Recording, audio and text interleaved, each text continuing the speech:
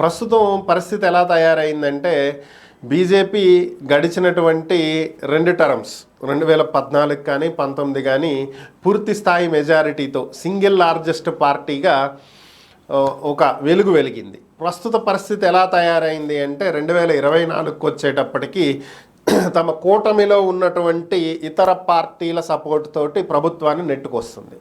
మరి ఇటువంటి నేపథ్యంలో ఎలక్షన్ రిజల్ట్ వచ్చిన తర్వాత గుర్తుంటే మీ అందరికీ ఒకసారి వైఎస్ఆర్ కాంగ్రెస్ పార్టీ ఎంపీ విజయసాయిరెడ్డి చేసినటువంటి వ్యాఖ్యలు, బీజేపీ టీడీపీని నమ్ముకుని ఇష్టం వచ్చినట్లు నిర్ణయాలు తీసుకుంటే కుదరదు, ఎందుకంటే బీజేపీకి రాజ్యసభలో మా మద్దతు అవసరం, మాకు రాజ్యసభలో 11 మంది ఎంపీలు ఉన్నారు, అలానే లోక్సభలో 4 ఎంపీలు ఉన్నారు, లోక్సభలో మా బలం తక్కువగా ఉండొచ్చు కానీ రాజ్యసభలో మీ బిల్లులు ఆమోదం పొందాలంటే మా మద్దతు కావాలి అని చెప్పి ఆయన చెప్పడం.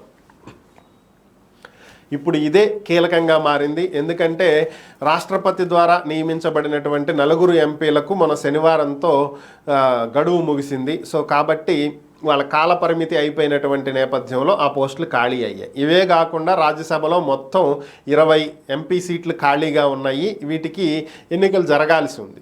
ఈ 4 తగ్గటంతో బీజేపీ మెజారిటీ తగ్గింది. అంటే ఎన్డీఏ కూటమి యొక్క మెజారిటీ తగ్గింది. మొత్తం 245 స్థానాలకు గాను 101 స్థానాలకు వచ్చింది. ఇంకో 12 మంది ఎంపీలు వస్తే కానీ బీజేపీ తమ బిల్లుల్ని ఈజీగా పాస్ చేసుకుంటానికి అవ్వదు. లేదంటే అటు ఉన్న ప్రతిపక్షంలో ఉన్నటువంటి కాంగ్రెస్ కూటమి, ఇండియా కూటమి వారి ఓటింగ్ కనుక ఇవ్వకపోతే ఇబ్బంది అవుతుంది. సో ఇప్పుడు అక్కడ రాజ్యసభలో టీడీపీకి బలం లేదు, కేవలం వైసీపీకే 11 సీట్లు ఉన్నాయి. అలాగే ఇతర పార్టీలు, కొన్ని తటస్థ పార్టీలు అంటే ఏ కూటమికి చేరనటువంటి పార్టీలు కొన్ని ఉన్నాయి, వీటి సహాయం తీసుకోవాలి. సో ఇప్పుడున్న పరిస్థితుల్లో బీజేపీకి ఉన్న ఏకైక దిక్కు వైసీపీనే.